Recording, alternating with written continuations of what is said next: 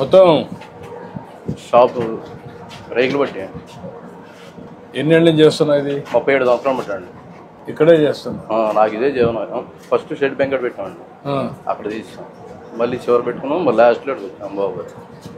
ఉదయం వచ్చేసి మళ్ళీ మధ్యాహ్నం లంచ్కి పోతావా? 6 వస్తానండి. 6 వచ్చేసి 2 వరకు ఉంటా. 2 నుంచి మళ్ళీ 3:30 వరకే ఉంటా. 3:30 నుంచి రాత్రి 9:30 అవుద్ది. ఇక అట్లా కూర్చుంటామే కాపలా కాసి. ఎవరు వస్తే వాళ్ళు అంతే. ఎంతమంది వస్తారు? ఒకసారి 7 వస్తారు, ఒకసారి 8 మంది వస్తారు, ఒకసారి 10 మంది వస్తారు. అంటే ముసలోళ్ళు ముక్కలు మామూలుగా చిన్నపిల్ల వచ్చేవాడికి ఏమవుతుందంటే మిషన్ అడుగుతున్నారు ఎవరికాళ్ళు. మిషన్ నాకు రాదు. నీకు రాదు? నాకు రాదు. చిన్నప్పుడు కాడి నుంచి మామూలుగా నాకు చదువు లేదు, ఒకటి ఇదే పని మీద. కాదు, నీకు ఒకటి అడుగుతున్నా. సరే, చిన్నప్పుడు అందరికీ కొన్ని ఇబ్బందులు వస్తాయి.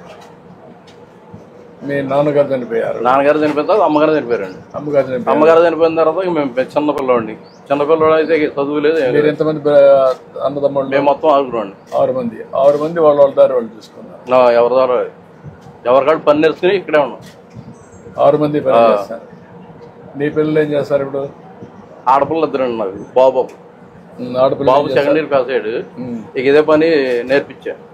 మా పాములు లేదు చదివిస్తాయి. తినడానికి కూడా అసలు ఏం జరుగుబాటు ఒకసారి అవుతులే. అసలు పెద్ద అమ్మాయి పాప కూడా నా దగ్గరే నేనే బతికిస్తా. ఆ పిల్లని కూడా, ఆ పిల్లకి కూడా ఇదే జీవనం. ఇక జీవనం ఏం లేదు. పెద్ద అమ్మాయి చనిపోయింది.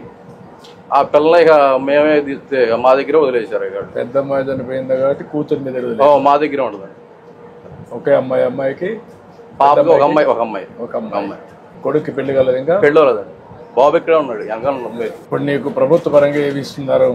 బీసీ కార్పొరేషన్ లోన్ పెట్టానండి మొన్న. ఇప్పుడు పెట్టావా? మొన్న పెట్టామండి. మొన్న పెట్టావా? అంతేనండి. అయితే సోటు మట్టి మా సెంటు భూమి ఉంది బాబు గారు.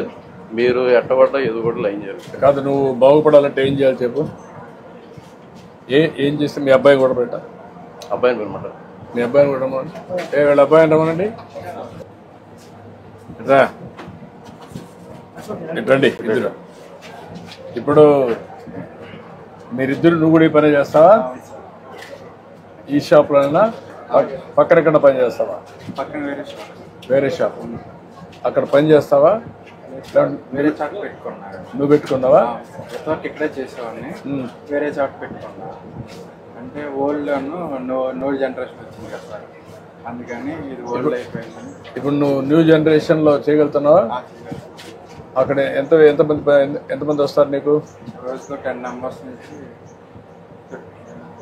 15 members దాకా 10-15 వస్తారు. 10-15 మెషిన్స్ అని నీకు లేటెస్ట్ వచ్చాయా? వచ్చేసి నేర్చుకున్నావు బాగా? నేర్చుకున్నా సార్. లేటెస్ట్ టెక్నాలజీస్ అన్ని మా నిజవాడలో వరకు నేర్చుకున్నా సార్.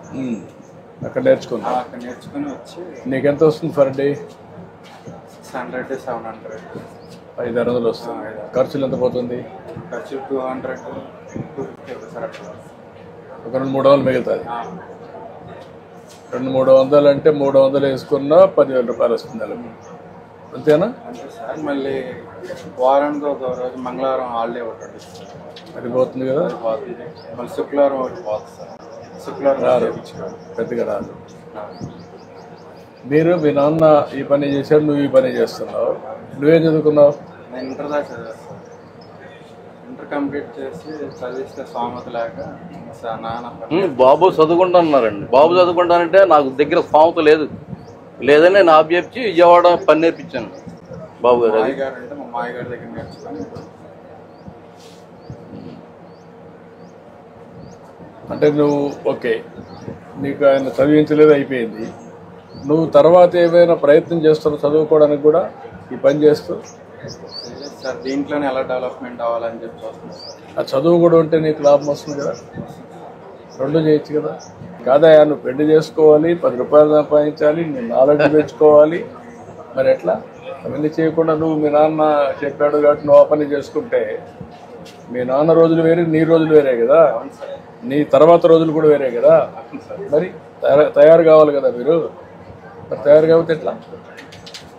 ఇప్పుడు మీరిద్దరూ కలిసి ఎట్లా పైకి వస్తారు? ఫ్యామిలీ యాజ్ ఎ యూనిట్గా ఎట్లా పైకి వస్తారు? ఏం చేయాలి చెప్పండి మీరు నాకు. నేను ఏం చేస్తే మీరు బాగుపడతారు? ఉండటానికి ఒక ఇల్లు కావాలి సార్. ఇల్లు ఓకే కట్టిస్తాను. తర్వాత షాప్ పెట్టుకోవడానికి ఒక ల్యాండ్ టైప్. ఊర్లో ల్యాండ్ ఉందా? అంటే మళ్ళీ సెంటర్లో ఉండాలి కదా. ఇప్పుడు నేను అన్ని చేయడానికి ఆలోచిస్తున్నా. షాప్ కట్టుకోవాలంటే ఎంత అవుతుంది? ఒక అర్సెంట్ స్థలం సరిపోతుంది. అర్సెంట్ సెలవు షాప్కి అయితే అర్సెంట్ సరిపోతుంది సార్. ఇల్లుకు సెంట్ కావాలి, 3 సెంట్లు కావాలి. 3 సెంట్లు కావాలి సార్. గ్రామీణ ప్రాంతాల్లో 3 సెంట్లు కావాలి. నేనేమనుకున్నాను, నీకు 3 సెంట్లు, బాబుకు 3 సెంట్లు ఇస్తే ఆయన పెళ్లి చేసుకుని మళ్ళీ ఉండాలి కదా.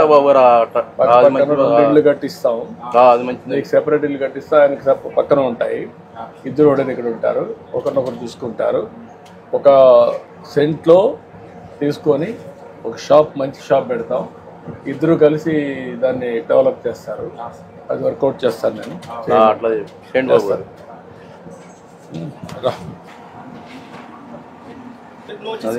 ఇప్పుడు అన్నీ ఆటోమేషన్ అవి తీసుకొచ్చా, ప్రస్తుతానికి మీకు ఉపయోగపడతాయి.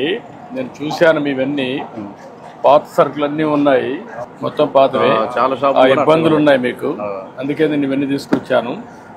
సరే ఇది వాడండి. మీరు ఒక పని చేయండి, వీళ్ళిద్దరికి ఇల్లు కట్టేయాలి. 3 సెంట్లు ఇది ఇచ్చేసి, అదే సమయంలో ఒక షాప్ ఒకటి వీళ్ళకి కట్టేయాలి. ఒక 1 సెంట్ ల్యాండ్ తీసుకొని షాప్ కట్టి ఒక మోడర్న్ షాప్ ఒకటి సెట్ చేయాలి. ఎంత అవుతుంది ఎస్టిమేట్స్ తయారు చేయండి. 6 మంత్స్లో కట్టగలుగుతారా? 2 ఇండ్లు, షాపు, దానికి ఏం కావాలన్నా మోడర్న్ షాప్ కట్టి యూ క్యాన్ హ్యాండ్ ఓవర్. ఇప్పుడు మీ మిస్సెస్ బాగాలేదా? బాగాలేదండి. ఇప్పుడు కాలు చేయి కొంచెం శాంతం పడిపోయింది. నేనే అందం కూడా ఉండాలి. ఫిజికల్ హ్యాండిక్యాప్ ఇచ్చేది అమ్మాయికి, ఆయన వైఫ్. సదరన్ ఏర్పాటు చేసి మీరు ఇప్పించేసేయండి, చేయండి. ఇమీడియట్గా ఒక 2 లక్షల రూపాయలు డబ్బులు కూడా ఉన్నాయి. Thank you.